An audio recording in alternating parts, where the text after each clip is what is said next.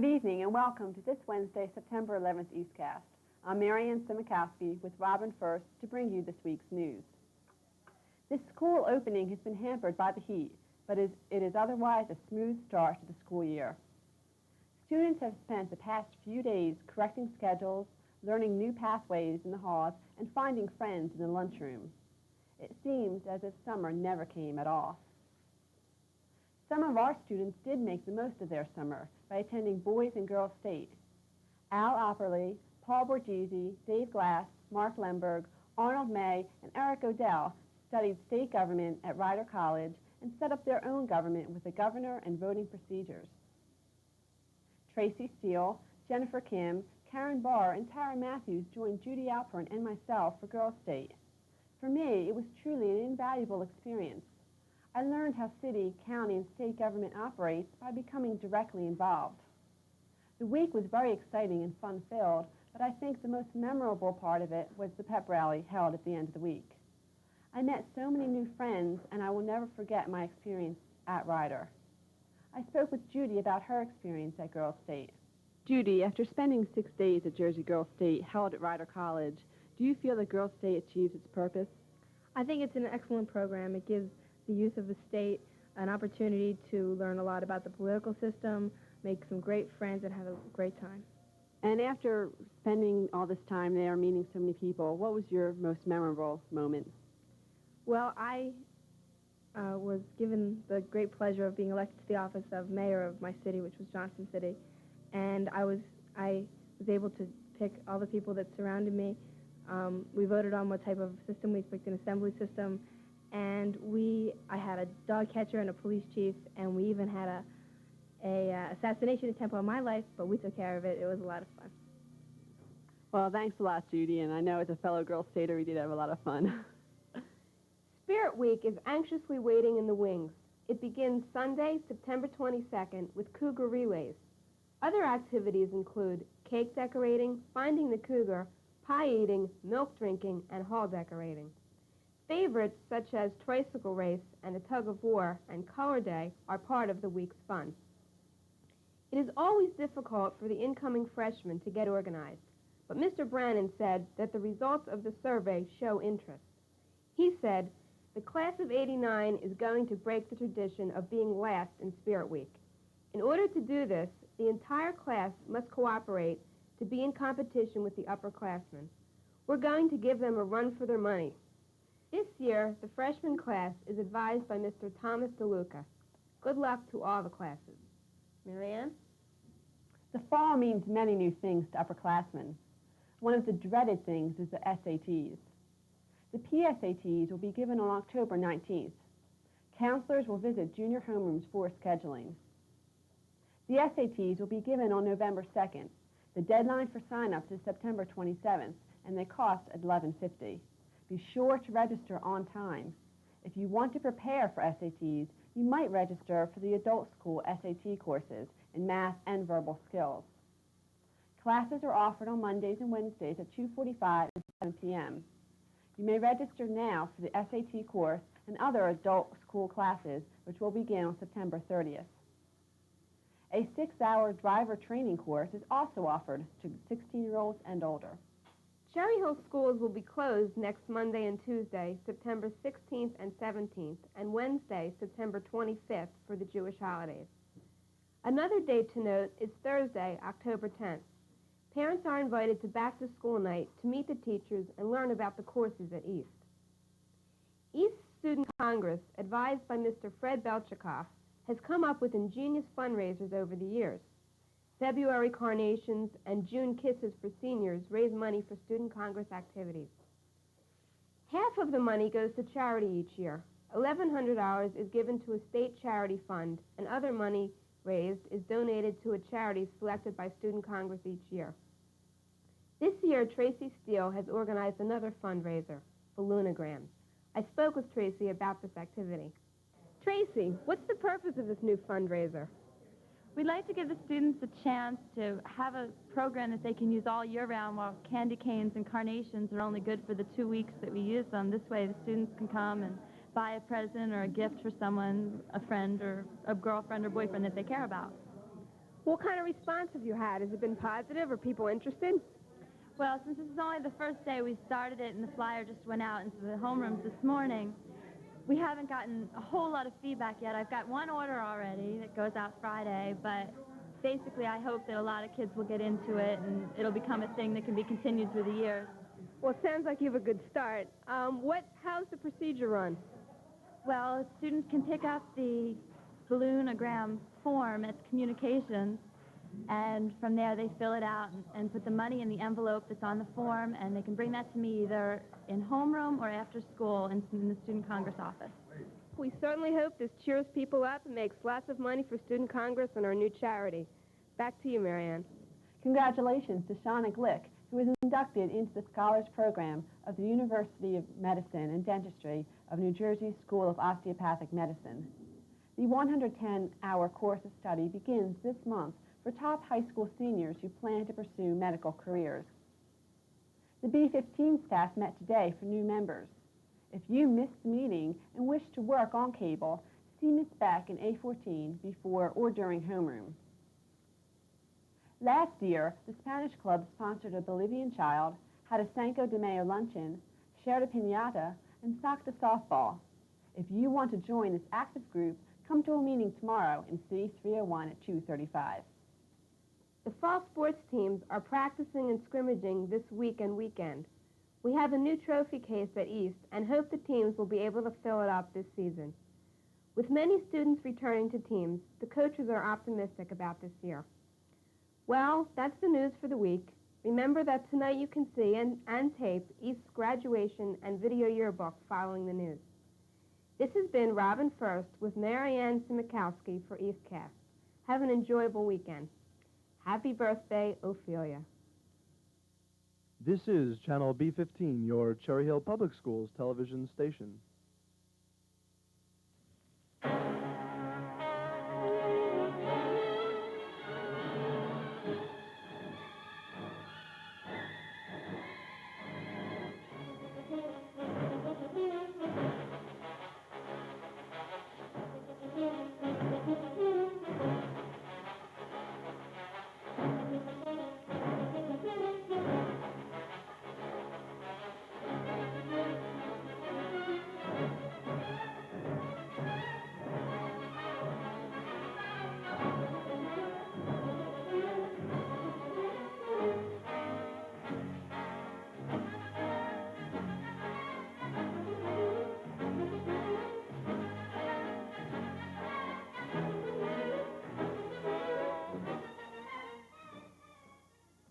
Good evening and welcome to the West Report. I'm Noam Yalone, and in the news tonight, the year's first dance, the return of What's Hip, an interview with a girls' soccer coach, and more. But our top story tonight, I'm sad to report, is a loss in the West family. This is the Lions Court in a better day, a place once used by students to relax during a free moment, a place for senioritis-plagued seniors to hang out, even a place to shoot a newscast. This year, in anticipation of the building of a new library on its property, the Lions Court passed on to that great lion's heaven in the sky. The benches have been removed and the court has been labeled off-limits to students during lunch periods. We here at the West Report would like to pay tribute to the Lions Court and remember all of the wonderful years of service it has given us. In happier news, the West Report would like to announce a new addition to the West family. The Lion's Cage, a new relaxation area, joined the West family on September 4th, the first day of school. The Lion's Cage, which is a gift to Cherry Hill West from the class of 1983, is more strategically placed behind the cafeteria, where students won't disturb classes, as was invariably a problem with the now-deceased Lions Court. Each day during the opening of school last week, West operated on a double activity schedule. That means that classes were shortened and an activity period was scheduled before first period in the morning and after 8th period in the afternoon.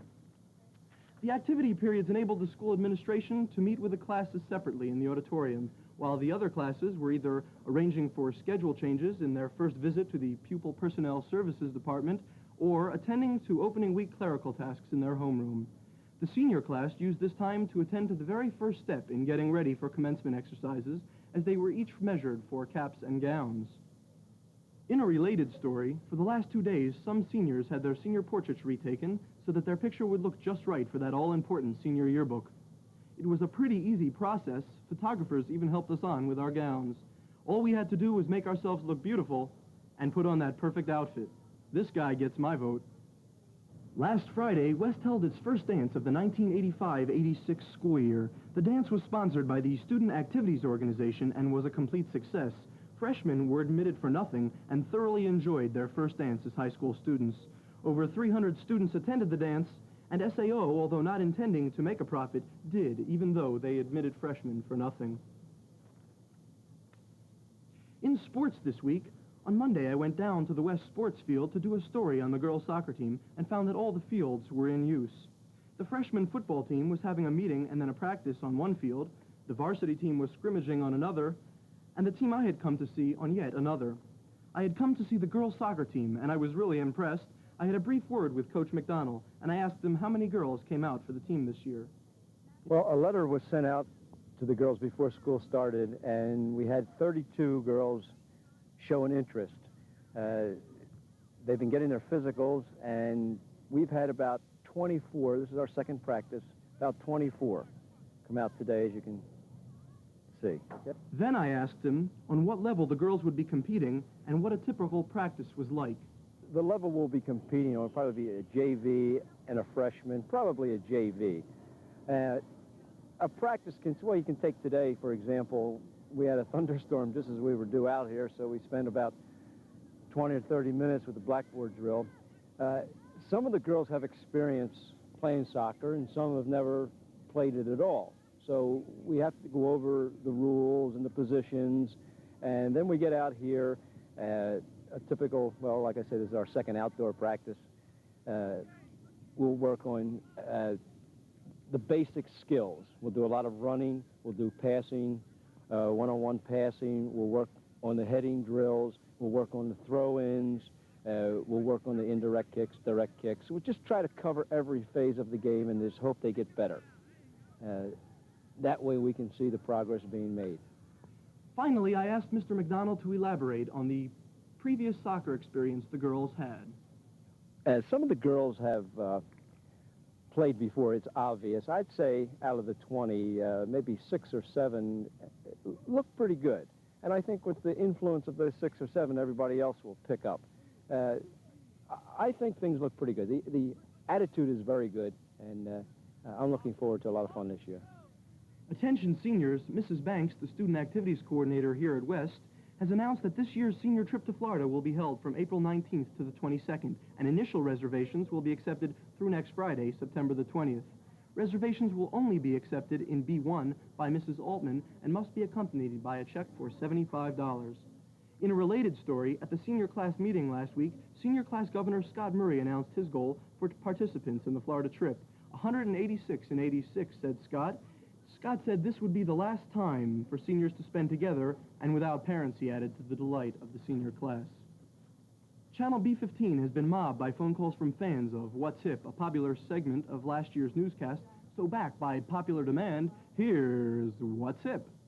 Hey, I'm Fred Rose, and welcome to the all-new season of What's Hip, the show that tells you what's now, what's wow, but most importantly, what's hip. Tonight, we'll take a look back at the summer of 1985. The sun was hot and the surf was cool this summer, but in addition to the beach, there were great movies and some of the best concerts this area has seen in a long time. July 13th saw Live Aid, one of the biggest concerts ever staged, and the greatest charity event yet to be held for the Ethiopian cause. In addition to Mick Jagger and Tina Turner, Live Aid showcased U2, Elvis Costello, Madonna, David Bowie, and nearly 3 dozen other performers. So far, the event has raised more than $70 million, and Bob Geldof, originator of both Band-Aid and Live Aid, as well as singer of the Boomtown Rats, is a prime candidate for the Nobel Peace Prize. Other concert events over the summer season included Howard Jones, Paul Young, this past weekend's Wham concert, and Bruce Springsteen's triumphant return for 2 nights at Bet Stadium. In the movies, we saw Back to the Future, the biggest moneymaker of the summer, starring Michael J. Fox of Family Ties, and featuring 2 new songs from Huey Lewis and the News. In addition, Mad Max appeared for the 3rd time, this time in Mad Max Beyond Thunderdome, which teamed Mel Gibson with Tina Turner. As also Weird Science with The Woman in Red's Kelly LeBrock and The Breakfast Club's Anthony Michael Hall. Rounding out the summer include new music from the Ramones, Talking Heads, and the Eurythmics. Well, that's about it for this nostalgic look back at this past summer. Stay tuned soon, though, for another episode of What's Hip? This year, Cherry Hill West plans to begin construction of a new library and media center. Tonight, we're fortunate enough to have Miss Raymond, the director of the Media Services Department here at West. Hi, Miss Raymond. Could you tell us how this library compares to the ones in the area and how it will compare when the renovations are done? Well, basically, right now our library is very small for a high school library, and with the renovations, we will more than double in size, and therefore be able to expand many of our services. How many students does the library hold now, and how many will it hold when the renovations are completed? Right now, we were able to seat approximately 75 students, and after the renovations, we will be able to seat nearly 200 students between the non-print facility and the print facility. And how many volumes will the library be increased? We will increase from about 18,000 volumes to nearly 30,000 volumes. All right, thank you very much, Ms. Raymond. In theater workshop news, preparations for the upcoming Mr. West contest are now being made. Students interested in participating in the contest should contact Theater Workshop President Kim Greenberg or Mr. Delora in D3. This year's contest promises to be exciting as last year's winner, Mr. T. Tim Groman, should be on hand to give his crown to the new winner. School will be closed next Monday and Tuesday for the Jewish holiday Rosh Hashanah, which celebrates the Jewish New Year 5746. School will resume next Wednesday, September the 18th. Congratulations to Mrs. Katz, who has completed one step towards her doctorate, as she has just about completed her coursework and now needs to write her dissertation. Stay tuned to the West Report for news of when Mrs. Katz becomes Dr. Katz. So, it's the end of the day, and it's been 95 degrees in your classes all day, and you're dying of thirst. Let's take a look at our options for liquid refreshment. Up until this year, if you wanted something to drink after school, your choices were limited. You could have water. The problem is these short water fountains. The only way to get a good drink is to get down on your knees. Another problem is finding one that works. There are at least 5 in the school that do not work. The other option is bringing a drink to school and leaving it in your locker. The problem with this is that by the end of the day, all you have is a warm drink. So my recommendation is to grab an ice-cold soda. That's right, this year, courtesy of the junior class, there are 2 Pepsi machines at West. One is located just outside the Jones Gym, and the other just outside the Lions Roar newspaper office. As you can see, the machines are a very popular idea here at West. I sure hope they will last, because the machines are here on a trial basis, and will only remain if students dispose of empty or partially empty cans properly. Now the problem is where to get 50 cents. As we close the show this week, let's take a musical look at the first week of school. Thank you for watching the West Weekly Report. Please tune in again next week at this time. Good night.